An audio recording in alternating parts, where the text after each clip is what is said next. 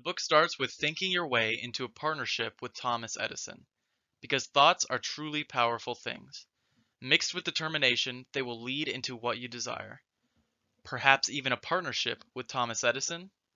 Well, let's just see how that played out. Let's meet Edwin C. Barnes. He had a burning desire to work with Thomas Edison. Take notice on the working with Edison and not for Edison.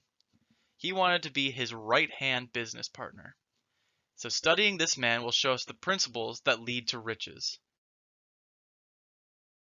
Let's just talk about some of the difficulties that he faced. The first and most obvious, he didn't even know Edison personally, nor did he know a friend who could help him out. And two, he didn't even have money for the trip to meet Edison in the first place. And it's really easy to give up. Most people would have stopped with either of these two reasons being listed above. However, our character had a burning desire to work with him.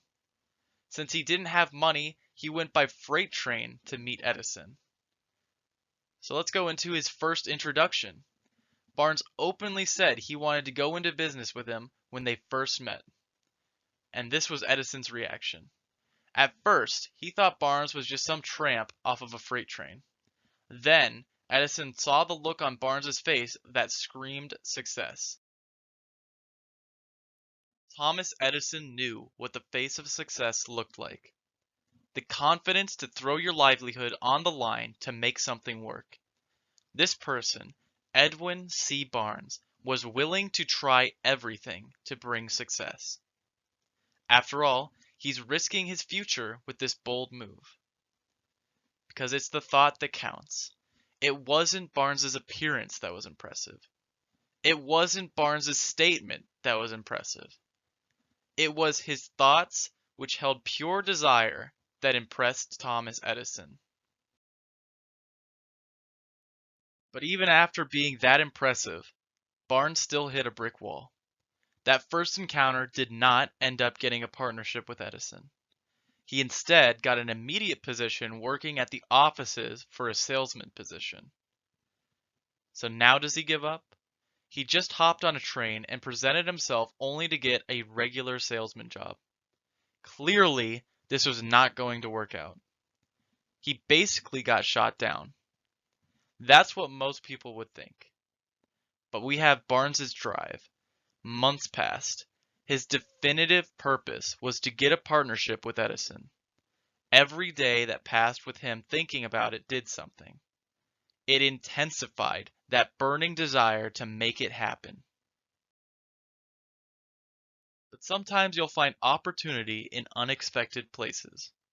Edison made the Edison dictating machine, which was later called and more commonly referred to as the Ediphone.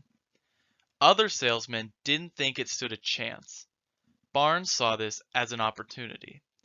The next stage was capitalizing on that opportunity.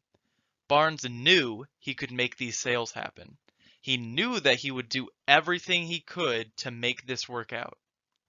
He went to Edison after the other salesman left while scoffing at his new invention. He told Edison his plans to sell this invention. From this discussion, Edison gave him permission to enact on his plan. Of course, his plan included the need to be in partnership with Edison.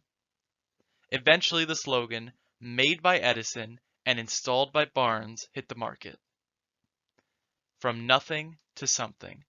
This was someone who couldn't even afford the fare to meet Edison in the first place. He thought his way into a partnership with Edison. The next section was 3 feet from gold and someone's experience during the gold rush. And temporary defeats. Temporary defeat is the most common cause of failure. And it's an easy habit to get into.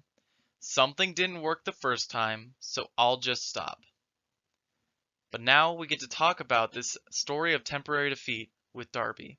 R.U. Darby, a very successful insurance salesman. His uncle caught the gold fever bug that was going around, and he told him awesome stories of towering gold mines ripe for the taking. And this made Darby want to try it out. So they were going to hit the gold. Darby managed to find some ore after weeks of digging. He had the burning desire to find the riches of gold, and this kept him motivated to keep going until he found some. And he told his family about his find, and they helped pay for the machines to increase the collection speed.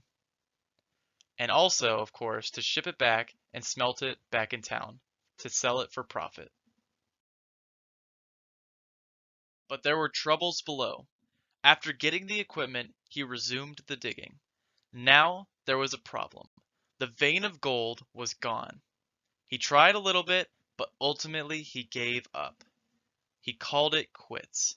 The equipment was sold for scrap metal, and he went home in shame. The scrap man listened to his story and wrote everything down. He was no dummy. He's seen cases like this before. Then we get into the recalculations. The scrap man asked a mining engineer to look things over. The engineer said he was just 3 feet from the gold. Darby didn't know about fault lines. The vein of gold was bigger than expected. Darby heard about this incident years later, how he was just 3 feet from hitting it big before he gave up. He used this as motivation for himself. This is how he pushed on to be one of the best insurance salesmen. Have persistence when things get tough. Never regret being 3 feet from gold. But that wasn't all that Darby had. He also got a 50-cent lesson in persistence. The question is, does persistence pay? Shortly after finding out he was 3 feet from gold, something happened. An event that changed his perspective on sales as a whole. The power of being persistent. Send your 50 cents. To recoup the losses, he worked with his family at the farm. A child came while working and said this to the uncle. Mammy says to send her 50 cents. The uncle said no and told the kid to scram. The kid said yes sir, but didn't move. Some time passed and the uncle told the kid again to beat it. The kid said yes sir, but didn't move. This went on for a while and Darby watched the whole thing. He almost couldn't believe what he saw. This was the most defiant person he had ever met. Being loud and proud. Now the uncle was getting really irritated. He had a terrible look on his face. That's when the kid had the finishing move. Mammy said she needs that 50 cents. In disgust, the uncle threw 50 cents towards the kid. Then the kid ran away. This experience blew Darby away. This child just defeated his uncle. What was that kid's strange power? It was persistence. This experience showed Darby what he could use in sales. That kid asking for 50 cents for his mama. If a sale was going south, he'd remember 2 things. 1, being 3 feet away from gold, and 2, his 50-cent lesson. What is the essence of this book? What is it trying to teach us, and how does it do it? Well, part of it is that life is strange. Simple experiences can shine brightly in people's minds. Darby's life experiences, being 3 feet from gold, and a 50-cent lesson. Barnes's passion and opportunity striking, embracing what other people gave up on. These can drive people's decisions greatly. These have something in common. People keep on thinking about them. Thinking about ways to gain a partnership. Thinking about why they should be persistent. And it's also dedicated to research. This book is dedicated to studying successful people. What mindsets do they have? Why do they have them? How did it help them? So let's examine Henry Ford. Some people like to downplay his success. He was just too smart, so I could never do that. He was really lucky and I'm not. Few understood why he was actually successful. Breaking the impossible. Ford asked his engineers to do something huge. Make an 8-cylinder engine on 1 block. Every engineer said it was impossible and to stop asking. Ford said to make it regardless. A whole year passed. No results. And that's a whole year Ford could have had them doing other things. A year's worth of research that could have been wasted if he gave up. But Ford kept asking them to do it. Eventually, there was a breakthrough. A little after a year, it finally happened. The famous V8 engine was made. Ford had the determination to keep going. Henry Ford gained success because he implemented the steps for success. Understanding what those steps are will help us to think and grow rich. The next section is to become the master of your fate and the captain of your soul. And we'll start with the poet that wrote, I am the master of my fate. I am the captain of my soul. It was written by W.C. Henley. Next is going thoughts to physical movements. Before we actually gain riches, we must have strong desires.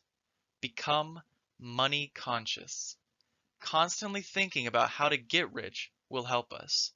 Always looking for opportunities, seeing things that others don't. Take the reins and become the master of your fate and the captain of your soul. Becoming a master of his fate. Let's just take a look at Steven Spielberg. He loved movies. Ever since childhood, he wanted to make them. He made amateur videos as a teen. Seeing people enjoy his work is what he lived for. Let's go into working at Universal Studios. His entrance to Universal Studios was unique. Steven went on the tram tours that went around Universal Studios. Midway through, he hopped off and ran inside.